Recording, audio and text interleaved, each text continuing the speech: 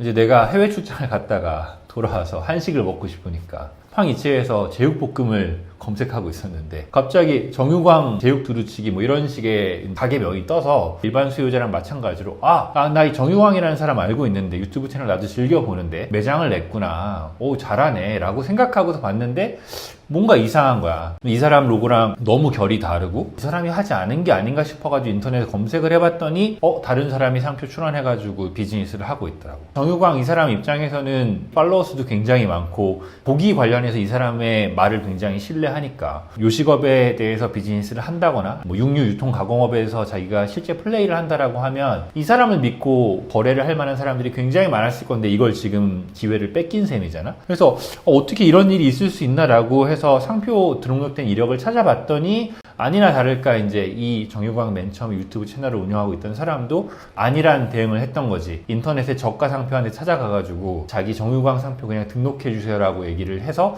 정유광 인체로 지금 텍스트 상표를 2020년 1월 16일에 정유광이라는 가게에 하고 있는 사람보다 먼저 상표를 냈는데 이게 앞에서 말한 10건 중에 6건은 문제없이 등록이 되는데 10건 중에 4건 정도는 문제가 생겨서 대응을 해줘야 된다 라고 하는 케이스에 걸려버린 거지. 정유광 상표 자체도 특허청에서 식별력이 없다라는 취지로 거절을 냈는데 정육하는 사람이라고 하면 정육이라는 그 자체가 보통 명사고 왕이라고 하면 무조건 좋은 거니까 이 정도면 상표의 식별력이 직감된다라고 생각해서 거절을 낸 거고 이 사람도 이제 저가 상표 출원 업체에다가 출원을 맡기니까 이런 업체들의 이제 대부분 문제점이 거절 이유가 나오면은 거기에 대해서 대응을 잘 못 해주니까 왜냐하면 그 비용에 거절 이유에 대한 대응까지 해주기는 쉽지 않으니까 이런 회사들이 보통 그냥 거절 이유가 나온 방치해 두고 포기해버리는 경우가 생기는데 상표 같은 경우에는 이제 일반적인 상거래 관행에서의 소비자의 신뢰나 브랜드에 대한 믿음 이런 것들을 보호해주기 위해서 만든 법이다 보니까 판단 시점 같은 게 상표를 등록할지 말지를 결정해주는 시점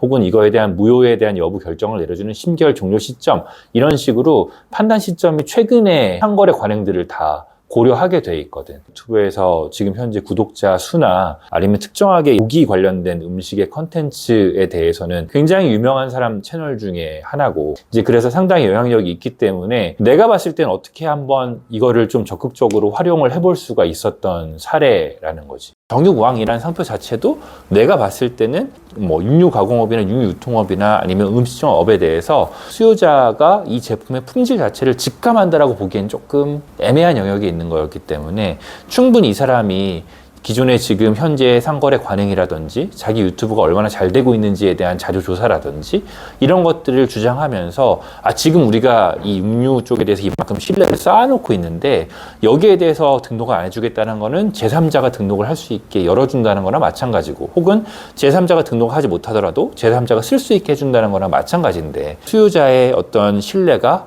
배반되는 거니까 이런 거는 막아주고 내가 상표를 갖고 있게 해달라고 충분히 주장할 수 있었던 사안들이었던 거거든. 근데 저가 상표 하는데 애들이 사실 그런 거를 검토할 리가 있나? 지금 정유광 케이스가 딱 그런 케이스인데 보통 인플루언서들이나 유튜버들도 모든 걸 다 리뷰하진 않잖아. 그러니까 자기가 특정하게 생활용품이면 생활용품, 음식이면 음식, 아니면 가전제품이면 가전제품, 자기만의 전문 분야들이 있잖아. 그러니까 사실 그거는 어느 정도 미리 상표 등록을 해가지고 갖고 있는 게 중요해. 어느 정도 일정 수준 이상 유튜브 계정이나 인플루언서 계정이나 틱톡 계정이 커져버리면 그 다음에는 제3자들이 이렇게 계속 들어와서 챌린지 하는 경우들이 생기거든. 내가 하기 전에 제3자가 내 상표를 먼저 등록을 해버리거나 라고 하면 나중에 문제들이 더 커지게 되니까. 왜냐하면 내가 그냥 상표 등록하는 거에 대해서 드리는 비용보다 남이 상표를 내 거를 먼저 등록을 해버린 다음에 이 장애물을 치운 다음에 내가 등록하는 게 비용이 몇 배는 더 들게 되거든.